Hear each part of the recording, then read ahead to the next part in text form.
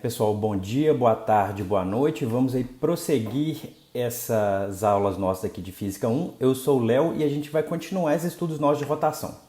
Esse vídeo aqui eu acho que ele é muito importante não só para agora, para a aula de rotação. Ele é um vídeo importante, vocês vão ver, por exemplo, em Física 3 e eletromagnetismo, vocês vão ver alguns tipos de conta que preciso de usar o tipo de ideia que a gente vai trabalhar nesse vídeo aqui. Então, por favor, se atentem a isso. Mas já adianto para pegar aí o lápis, a borracha, a caneta, o papel, descer aí o espírito zen, que nós vamos ter que fazer umas continhas aqui, tá certo? Mas vamos com calma, não estou assustando não. Como eu já disse, a gente tem que ter medo de atitudes autoritárias, não é de conta não. Mas nossa revisão aqui, eu vou passar mais rápido, talvez esse vídeo fique um pouco maior, mas vamos lá. A gente falou de cálculo de vetores, eu estou insistindo em todos os vídeos para vocês tomarem cuidado com a decomposição de vetores. Por favor, se atentem à decomposição de vetores, que isso vai ser muito importante para vocês. A gente falou um pouco de cinemática, a gente definiu aqui velocidade, aceleração, a gente trabalhou o movimento de aceleração constante, a gente falou de movimento circular uniforme lá atrás e agora a gente está voltando, mas não necessariamente uniforme, a gente está falando de um movimento circular que ele pode estar acelerado também, ele pode mudar a velocidade angular, a gente falou de movimento relativo, falou das leis de Newton, aqui a força resultante é igual a massa vezes aceleração, primeira e terceira lei de Newton também. A gente falou de energia, a gente falou de energia cinética, de trabalho, de teorema trabalho energia cinética, a gente falou de força conservativa e energia potencial, a gente falou de energia mecânica e de conservação de energia mecânica. A gente falou também de sistema de partículas, onde a gente definiu o centro de massa. A gente falou da segunda lei de Newton para um sistema de partículas, que ela me fala que a resultante devido a forças externas é igual à taxa de variação do momento linear no tempo. Se essa resultante de forças externas for nula, o momento se conserva. Então a gente já tem aqui duas leis de conservação, né, em física ou na ciência. A gente fala aqui que o momento se conserva quando a força externa é nula, ou quando a resultante de forças externas é nula, e a energia mecânica se conserva quando a gente está trabalhando em sistema isolado, sem dissipação, só com forças conservativas. Bacana. Depois a gente começou a estudar rotações, onde a gente queria ver, por enquanto a gente está estudando só rotações sobre um eixo fixo. Então a gente tem um eixo fixo, tem um disco aqui, por exemplo, nessa imagem, que ele está girando aqui no sentido anti-horário. E aí a gente falou de posição angular, por exemplo, dessa parte que eu pintei aqui no disco, essa parte que ela pode ter uma posição angular, essa posição angular ela pode variar no tempo, porque esse disco aqui está girando, e aí a gente fala aqui de uma velocidade angular, de uma aceleração angular. Bacana. Depois a gente falou das relações entre as variáveis angulares e lineares, e aí a gente falou também que, beleza, cada pontinho desse aqui, o vermelho, o amarelo e o verde, eles podem percorrer aqui um arco de circunferência, então eles têm aqui uma velocidade tangencial, que é dada por ômega-r, uma aceleração tangencial, que é dada por alfa-r, e a aceleração centrípeta, que é ômega-2r, certo? Então, dependendo de qual que é o raio de cada pontinho desse, vermelho, amarelo e verde, com relação ao eixo de rotação, isso é importante, a velocidade tangencial deles é diferente, desde que eles tenham aí a mesma velocidade angular. Depois a gente falou o seguinte, a gente supôs um exemplo aqui de 4 partículas que elas estejam rodando, a gente está supondo esse corpo rígido bem limitado, né, que ele é composto por 4 partículas, eu fiz até o exemplo aqui das canetas, então eu tenho aqui essas três canetas aqui girando com a mesma velocidade angular, tá certo? Nesse caso aqui eu tenho 4 partículas, cada uma vai estar posicionada aqui na mesma distância com relação ao eixo de rotação, isso é importante.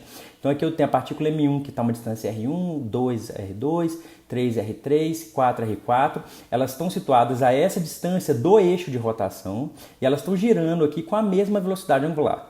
E aí a gente estudou a energia cinética desse conjunto de partículas e a gente viu que a energia cinética a gente podia escrever dessa forma. A energia cinética total desse sistema que está girando com relação a esse eixo de rotação, ele era dado por meio desse I, que a gente chama de momento de inércia, vezes a velocidade angular ao quadrado. Agora, quem que é esse I, né? Esse I, ele é a soma, para esse sistema aqui de 4 partículas, por exemplo, ele é a soma do produto da massa de cada partícula vezes a posição de cada partícula com relação ao eixo de rotação. Isso é importante, esse RI é a posição da partícula com relação ao eixo de rotação, tá certo? Então, bacana. Esse I aqui, ele tem uma analogia, ele é análogo à massa lá para translações. Não é só, ele não é igual à massa, mas a gente pode pegar essa analogia, beleza? Então tá. Então a gente definiu o momento de inércia dessa forma, só que como calcular o momento de inércia, né? Se eu tenho essas 4 partículas aqui, é muito fácil, né? Basta eu somar aqui, ó, M1R1 quadrado, M2R2 quadrado, M3R3 quadrado, M4R4 quadrado. E a unidade desse camarada é quilograma vezes metro quadrado. Beleza, para um sistema de partículas é muito simples. Opa, bati aqui no microfone aqui, ó, um barulhão aí.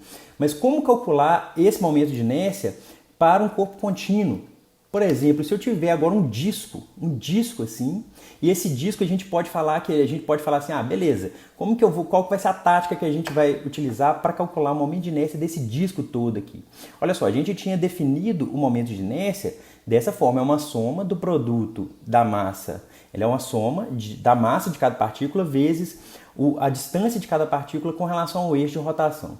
Qual vai ser a tática que a gente vai fazer? A gente vai dividir esse disco aqui em vários pedacinhos, certo? E cada pedacinho desse vai estar localizado a uma distância do eixo de rotação e vai estar com uma velocidade angular com relação a esse eixo de rotação, tá certo? Então cada pedacinho desse vai ter uma massa, que eu vou chamar aqui de ΔMi, e ele vai estar uma distânciazinha com relação ao eixo de rotação. A tática é essa, a gente pode repartir esse disco de várias formas. Por exemplo, eu posso chegar a repartir esse disco aqui em 4, tá certo? Eu posso repartir esse disco aqui em 100, ou eu posso repartir esse disco aqui o tanto que eu queira. E aí a gente vai utilizar a mesma tática que a gente fez quase que lá para a força elástica. Então a tática que a gente vai utilizar vai ser, a gente vai dividir o corpo em pedacinhos. Se eu fizer a soma do tamanho dessa massa, que eu chamei de ΔMi, cada pedacinho desse vai ter a mesma massa aproximadamente, certo? Então eu vou chegar aqui, eu vou chamar esse pedacinho de massa, vou chamar de ΔMi, de cada desse corpo, desse disco aqui, por exemplo, e cada pedacinho desse vai estar uma distância RI do eixo de rotação. Se eu somar essa quantidade aqui, eu vou ter uma coisa aproximada do momento de inércia. E se eu fizer aquela tática de fazer esse ΔMi tendendo a zero, eu vou ter o que a gente vai chamar de integral, essa soma que ela vai se tornar uma integral para a gente. Integral não é só isso, mas para a gente aqui a gente pode pensar dessa forma. Então no limite que a massa é infinitesimal, esse momento de inércia, que eu chamei de I aqui, eu só troquei a letra, mas é o mesmo I, isso aqui é igual a integral de R2dm. Vocês estão vendo que tem um R2 aqui, vezes o dm, tá certo? Então no limite, para corpos contínuos, ou corpos maciços contínuos, a gente não calcula o momento de inércia com esse somatório. A gente calcula o momento de inércia com essa integral aqui. A questão é como calcular uma integral na massa. Como que eu vou calcular uma integral na massa? Eu tenho esse corpo aqui, esse cilindro que está girando com relação a esse eixo de rotação, e eu tenho esse mesmo cilindro rodando com relação a esse eixo de rotação aqui. Mas a questão é como que eu calculo uma integral na massa, a posição com relação a posição em função da massa. Como que eu calculo isso? Isso é meio esquisito de calcular, né? E além disso, a gente tem que notar o seguinte, assim como no caso desse cilindro, olha só, o que a gente quer calcular é isso aqui, o momento de inércia é a integral de R2dm, onde esse R é a distância, esse aqui é a distância do elemento de massa até o eixo de rotação, tá certo? Então esse R é uma distância, por exemplo, desse lugar onde é que está a mãozinha aqui, até o eixo de rotação. Mas vocês notam o seguinte, se eu utilizar esse eixo de rotação, ou seja, se eu girar esse disco com relação a esse eixo de rotação, é diferente de eu girar esse disco com relação a esse eixo de rotação aqui, tá certo? Então, por exemplo, esse pontinho que eu coloquei na mãozinha aqui, ele com relação a esse eixo de rotação da esquerda, ele vai estar a essa distância aqui. Só que esse pontinho aqui, vamos supor que ele esteja aqui com relação a eixo de rotação, ele está a essa distânciazinha aqui, tá certo? Então isso muda, a posição do eixo de rotação muda o momento de inércia do corpo ou do sistema de partículas. Então isso aqui já é uma diferença bem grande com relação à massa. Mas aqui ainda fica a questão, né? Como que a gente calcula essa integral? Como que a gente calcula essa integral da posição dessa massa dmzinho ao quadrado com relação à massa? Como que eu calculo essa integral? Essa aqui é a questão que nós vamos tentar responder nesse vídeo. Certo? Então o que a gente quer calcular isso aqui, então é a integral de R2dm, que isso me dá o momento de inércia. Onde esse R, isso aqui tem que ficar muito claro para vocês. Pausa aí, escreve isso aí em algum lugar. Esse R é a distância do elemento de massa até o eixo de rotação, certo? E aí a gente pode caracterizar esses corpos maciços de várias formas. E aí, para ficar mais simples para a gente calcular, a gente separa esses corpos aqui em 3 tipos, vamos chamar assim, certo? A gente separa esses corpos em tipos lineares, onde eles são quase que só uma linha, é como se fosse esse disquinho aqui, ó, que ele tem um raio muito, muito pequenininho, então é como se fosse uma cordinha, eu estou girando essa corda, estou girando um arame com relação a esse eixo de rotação. E vocês estão vendo que se o eixo estiver assim, ele roda de um jeito, se estiver assim, ele roda de outro jeito. A gente pode ter objetos tipo casca ou objetos que eles são superficiais, tá certo? Aqui, por exemplo, eu tenho a casca de uma esfera, a casca aqui de um cilindro, essa mesma casca de cilindro com relação a outro eixo, e aqui um plano, uma folha que eu esteja girando aqui, certo? Aqui eu posso ter também objetos volumétricos. Então eu tenho aqui esse cilindro que eu tinha colocado, eu tenho esse cilindro que ele tem um buraco no meio, mas ele continua tendo um certo volumezinho. Eu tenho uma esfera completa, não é só a casca, era uma esfera aqui completa. E tem aqui um objeto tipo um livro que eu esteja rodando, certo? Então olha só, como que a gente faz? E aí ainda ficou a pergunta. Como calcular uma integral na massa? Como que eu calculo essa integral aqui com relação a essa massa aqui? A gente faz o seguinte truque, e esse truque, galera, vocês vão utilizar isso, por exemplo, lá em Física 3, lá em Eletromagnetismo, para calcular, por exemplo, o campo elétrico de acordo com a lei de Coulomb. Vocês vão utilizar um truque parecido com isso. Aqui a gente tem uma integral na massa, lá vocês vão ter uma integral na carga, tá certo? É onde que a carga está posicionada. Então o truque é mais ou menos parecido. Então já tentem pegar isso aqui, que isso aqui vai ser importante para vocês. Para objetos lineares, e aí, como fazer, né? Então a gente tem esse DM aqui, como fazer? Como que a gente integra esse camarada?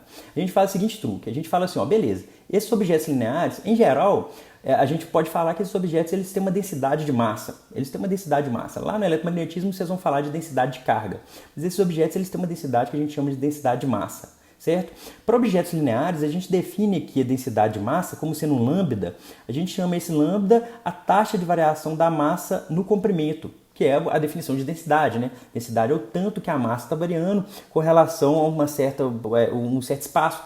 A densidade volumétrica é o que a gente mais trabalha, que é massa por volume, que é o terceiro aqui. Então, olha só, para objetos lineares, a gente tem que esse lambda, a densidade linear de massa, a densidade linear é igual a dm/dl, certo? Onde dl é o comprimento desse tubinho aqui, por exemplo. Para objetos tipo casca, a gente tem aqui uma densidade superficial. Então, a gente tem uma densidade superficial que, em geral, a gente chama de sigma. Esse sigma é igual a dm/dA, tá certo? É a taxa de variação da massa na área. Então, para esses objetos aqui no meio, a gente usa essa densidade superficial. E para objetos volumétricos, que são esse terceiro aqui, a gente usa o que a gente já conhece já de densidade, que a gente em geral chama de densidade, que é massa por volume. Aqui tem dm/dv, é o tanto que a massa está variando o volume. Essas densidades elas podem ser constantes ou elas podem variar. Se variar, aí complica um pouquinho mais a integral, mas em geral a gente trabalha nesses cursos de física básica com densidades constantes. Mas se não tiver também, basta colocar na integral, desde que a gente tenha a ideia de como fazer essa integral, tá certo? Então olha só, a ideia aqui é, para objetos lineares a gente tem uma densidade linear, para objetos tipo casca ou superficiais a gente tem aqui uma densidade superficial e para objetos volumétricos a gente tem a densidade volumétrica. Bacana. E aí vocês podem ver o seguinte, se eu tenho aqui que lambda é dm/dl, eu posso aqui, desculpem os matemáticos, mas eu posso passar esse dl para cá, então eu tenho que dm é lambda dl. Da mesma forma que para o volumétrico, eu tenho que dm é ρdv. Ah, então bacana. Por quê? Porque olha só, esse r aqui é uma certa distância, é a distância do elemento de massa até o eixo de rotação. Mas integrar essa distância com relação à massa é um negócio complicado, mas integrar essa distância com relação a algum parâmetro com relação espacial, isso acaba se tornando mais simples. E a ideia, a proposta é essa, certo? Então, olha só. Então eu tenho esses vários materiais aqui, eu tenho esses vários objetos, na verdade, né? Eu quero fazer essa integral, e aí eu queria pedir para vocês sempre observarem a questão de simetrias com relação ao eixo de rotação. E isso com relação ao eixo de rotação é importante por quê? Porque o momento de inércia ele é calculado com esse Rzinho aqui é a distância do elemento de massa até o eixo de rotação, certo? Então olha só, quando a gente tiver simetria cilíndrica, e aqui eu só vou falar dessa parte de dV, certo? Ou seja, eu vou trabalhar só com objetos volumétricos. No caso superficial tem uma diferencinha aqui, mas só que eu não vou tratar aqui nesse vídeo. Mas quando houver simetria cilíndrica, a gente substitui esse dV por esse camarada aqui, ó, por S, ds, dφ, dz. Isso aqui, por enquanto, eu vou deixar para vocês, entre aspas, olharem. Daqui a pouco eu vou mostrar um desenho que talvez dê para entender esse cilíndrico aqui melhor. E o esférico, esse dV a gente substitui por R2, seno de θ, dr, dφ, dθ, tá certo? Eu vou deixar na descrição um PDFzinho onde eu mostro esses elementos e como que esses elementos eles variam com relação a cada sistema de coordenadas. E aí, mais que isso, eu queria que vocês observassem o seguinte, esses dois primeiros objetos aqui, ó, esses dois cilindros aqui deitados, apesar de serem cilindros, com relação ao eixo de rotação, eles não têm simetria. Esse aqui da esquerda e esse do meio, eles não têm simetria com relação ao eixo de rotação. Esse último aqui, ele tem uma simetria com relação ao eixo de rotação. Esses dois camaradas aqui do meio, eles têm simetria com relação ao eixo de rotação. Já esse azulzinho aqui de baixo não tem simetria com relação ao eixo de rotação. Então, quando não tem simetria com relação ao eixo de rotação, dificulta um pouco o tipo de cálculo. Quando tem simetria, fica um pouco mais tranquilo. Certo? Certo. E aí eu vou pegar um exemplo para fazer aqui com vocês. O exemplo é esse camarada aqui, que é o camarada simétrico. No outro vídeo eu devo fazer esse sujeito aqui que não tem simetria, mas eu vou pegar esse camarada aqui que é simétrico. Qual que é o disco que a gente está querendo trabalhar aqui, né? A gente está querendo trabalhar um cilindro que ele tem aqui raio Rzão, ele tem tamanho L. Então meu disco aqui, meu cilindro ele tem raio Rzão, tamanho L, e o que eu quero calcular é o momento de inércia desse camarada, certo? É isso que eu quero calcular, o momento de inércia desse cilindro com relação a esse eixo de rotação. É o eixo de rotação que passa pelo eixo desse cilindro, que passa pelo eixo central desse cilindro, tá certo? Esse que é o problema que eu quero calcular aqui agora. Qual que é o momento de inércia desse cilindro com relação ao eixo de rotação que passa pelo eixo central desse cilindro aqui, tá certo? Esse que é o problema que eu quero calcular aqui agora. Como que a gente vai fazer? A gente vai selecionar aqui um elementinho de massa. Esse cubinho que eu coloquei aqui é o elemento de massa, ou seja, esse cubinho é o próprio dm que está aqui em cima.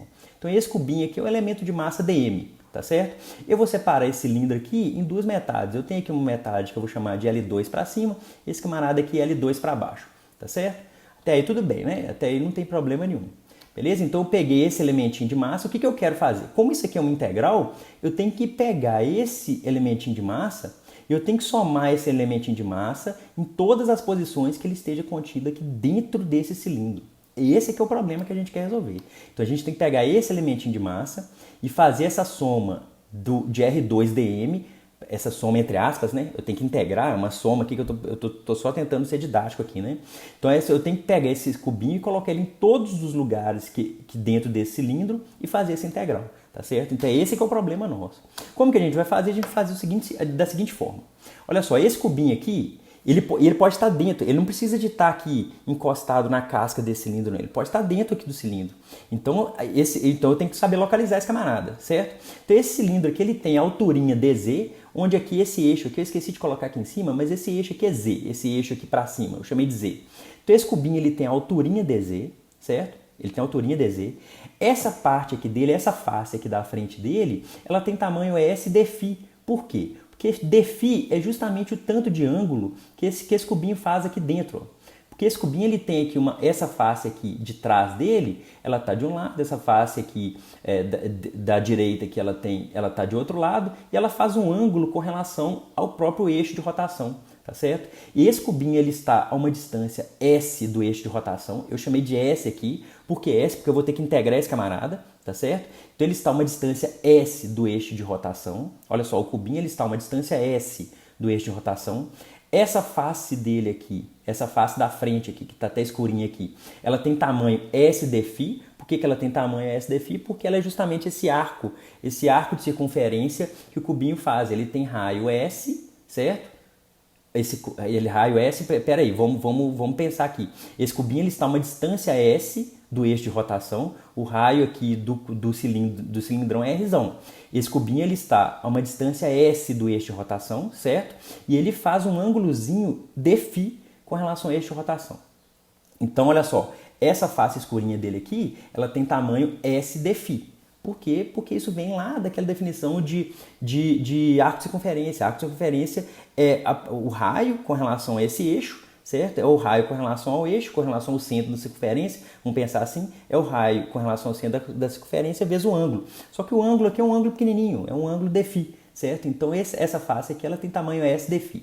Então a gente já sabe duas dimensões aqui desse cubinho, certo? Esse cubinho ele tem a altura dz, ele tem uma altura infinitesimal dz, ele tem uma face dele que tem tamanho S dφ, e falta uma outra face, né? Essa outra parte dele, esse outro lado dele, ele tem o tamanho ds, que é o tanto que esse raiozinho S vai aumentar. Porque esse raiozinho S, ele pode vir desde zero, que seria aqui no eixo de rotação, até Rzão, que é onde que eu tenho o cilindro, certo? Eu tenho que integrar só dentro do cilindro. Então esse raiozinho S, ele vai vir desde o eixo de rotação, onde Szinho é zero, até onde Szinho é igual a Rzão, tá certo? Eu tenho que integrar nesse camarada todo, porque eu tenho que percorrer o cilindro todo. A proposta é essa. Espero que tenha dado para entender. Qualquer coisa, vocês deem uma pausa aí e deem uma pensada nisso aqui, deem uma pensada em como enxergar que esse cubinho ele tem esses lados aqui, tá certo? Ele tem esse lado aqui, que é SDφ, ele tem a altura dz e ele tem esse comprimentinho que é ds, tá certo? Que é o incremento desse ladozinho S que vai do eixo de rotação até Rzão. Bacana. Então, olha só, esse camarada tem simetria cilíndrica, sim, porque eu estou integrando com relação a esse eixo de rotação que passa no centro do cilindro, certo? Ele tem simetria cilíndrica, então a gente vai utilizar que dV é S, ds, dφ, dz, certo? Então eu tenho que jogar esse dV aqui em cima, certo? Olha só, mas só que a gente lá atrás a gente tinha visto o quê? Que para objetos volumétricos a gente tinha que dm era igual a ρdV. Então eu vou deixar aqui, ó, dm é igual a ρdV, e esse dV eu vou substituir por S, ds, dφ, dz, tá certo? Que é o elemento de volume para objetos cilíndricos dessa forma. Então o momento de inércia vira o quê? Ele vira uma integral tripla, não se assustem, não se assustem.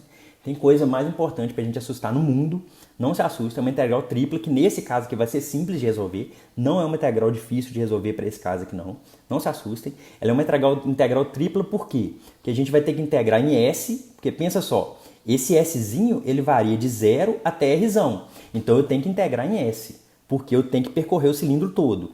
Eu tenho que integrar em φ? Tenho, porque Szinho vem de 0 até Rzão, só que eu tenho que percorrer essa volta aqui, ó, tá certo? Se eu tenho que percorrer essa volta, eu tenho que integrar em φ, porque φ é o ângulo. E eu tenho que integrar em z? Tenho, porque esse cilindro ele vem aqui de menos L sobre 2 até L sobre 2. Eu tenho que percorrer o cilindro todo, o comprimento desse cilindro todo. Por isso que eu tenho integral tripla. É só por causa disso, tá certo? Não se assustem com isso não.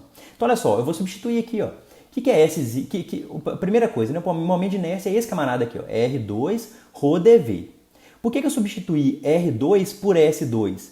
Porque nesse caso, para esse problema aqui que tem essa simetria, a distância do elemento de massa até o eixo de rotação é justamente S, certo? Então R2 para esse caso aqui, vai ser igual a S ao quadrado. Aqui eu tenho o ρ e o dV, que é S, ds, dφ, dz, certo? Dê uma pausa aí, dê uma pensada sobre isso. Então, bacana. O resto aqui agora vai ser mais direto, porque olha só, esse ρ ele sai da integral, porque esse ρ, eu não contei antes, estou contando só agora, mas eu estou considerando que esse cilindro aqui ele tem densidade uniforme. Se a densidade é uniforme, esse ρ ele é constante, ele sai da integral. Estou contando isso só agora, desculpa que eu esqueci de contar antes. Então, esse ρ aqui ele sai da integral, certo? Porque ele é constante. Então, tem essa integral aqui, ó, de S2 vezes S, ds, dφ, dz, certo? Essa integral aqui em dz, essa integral aqui vai de onde até onde? Vai no cilindro inteiro, porque é isso que eu quero que vocês entendam. Eu tenho que integrar no cilindro inteiro, porque eu estou contando toda a massa que existe no cilindro. Então essa integral em z, ela tem que vir de menos L sobre 2 até L sobre 2. Eu tenho que percorrer o cilindro inteiro, certo? Essa integral em S, desculpa, eu errei aqui a ordem, mas essa integral em S, ela tem que vir de 0 até Rzão, porque eu tenho que percorrer o cilindro inteiro. Porque esse S é o quê? Esse S vai ser a distância do elemento de massa até o eixo de rotação, então eu tenho que vir aqui do eixo de rotação até Rzão. Eu tenho que percorrer onde existe massa lá dentro do cilindro, certo? Então esse S aqui, a integral em S, tem que vir de 0 até R. E a integral em φ tem que vir de 0 até 2π, porque eu tenho que percorrer a circunferência do cilindro todo, certo? A ideia vai ser essa. Então eu tenho essa integral tripla aqui. A sorte nossa para esse problema é que essa integral a gente pode fazer, cada uma, elas são independentes, cada um desses camaradas aqui. Então eu tenho o quê? Essa integral em dz vai dar L. Vocês podem fazer essa integral em dz aqui que vai ser fácil. É só integral em dz, tá certo? Integral de dz é z, só que esse z está vindo de L sobre 2 até menos L sobre 2. Então vai dar L. Esse L aqui é a resposta da integral em dz. Eu tenho integral em φ que vai dar 2π, porque a integral de dφ é o próprio φ, só que o φ vai de 0 até 2π, então é 2π. Então esse resultado que eu coloquei nesses dois parênteses aqui, eu tenho aqui, ó, ρ, 2πl. Esse 2π é o resultado da integral em φ, esse L é o resultado da integral em z. Sobrou essa integral aqui, ó, integral de 0 até Rzão de S ao cubo ds, certo? Essa integral que também é simples de resolver, né? Essa integral que vai dar Rzão a quarta por 4, certo? Então o resultado desse momento de inércia é esse camarada aqui, ó, é ρ vezes 2π, vezes L, vezes R a 4 sobre 4. Só que dá pra gente simplificar isso, lembrando que esse ρ, como esse ρ aqui é uma densidade uniforme, volumétrica, esse ρ é a massa pelo volume, certo? Esse ρ é densidade volumétrica e a densidade que é uniforme. Então esse ρ é a massa total pelo volume total. Então vai ser a massa total dividido por πr2 vezes L, que é a área da base vezes a altura desse cilindro, certo? Então eu vou substituir esse camarada aqui eu só substituir, certo? Então eu tenho aqui, ó, momento de inércia é ρ 2πl r² por 4. Esse ρ eu substituí aqui e saí cortando. Aí você corta o L, corta o π, esse r² você corta com esse r², vai dar um r² aqui, então vai dar esse resultado aqui, ó. mr² por 2, tá certo? Então vai dar mr² por 2. Olha só que interessante. Esse momento de inércia para esse cilindro, refaça essa conta aqui, ó. Vocês têm que refazer essa conta aqui, ó. Vocês têm que refazer isso aqui. E esse momento de inércia, o momento de inércia para um cilindro que gira com relação a esse eixo que passa pelo eixo central desse cilindro, é dado por mzão, onde mzão é a massa do cilindro, vezes r² dividido por 2. Independe desse comprimento desse cilindro aqui, se passa por esse eixo central aqui do cilindro, tá certo? Esse momento de inércia, essa conta toda que a gente fez, foi para a gente descobrir que esse momento de inércia para esse cilindro é dado por esse camarada, é mzão R2 dividido por 2, tá certo? Esse vídeo ficou grande, ele ficou um pouco denso, mas espero que tenha dado para vocês entenderem. Se não entendeu, galera, volta um pouquinho e tenta estudar essa relação dessas integrais, que essa relação dessas integrais vai ser importante para vocês, essas relações entre essas integrais na massa, por exemplo. Se vocês entenderem isso aqui agora, lá em Física 3, isso vai ficar um pouco mais simples para vocês entenderem, tá certo? Quando vocês forem calcular lá campo elétrico pela lei de Coulomb. Vocês vão chegar lá e vocês vão lembrar desse vídeo aqui. Então é isso. Espero mesmo que tenha dado para entender. Qualquer coisa vocês perguntem aí. Um grande abraço, valeu, falou, tchau.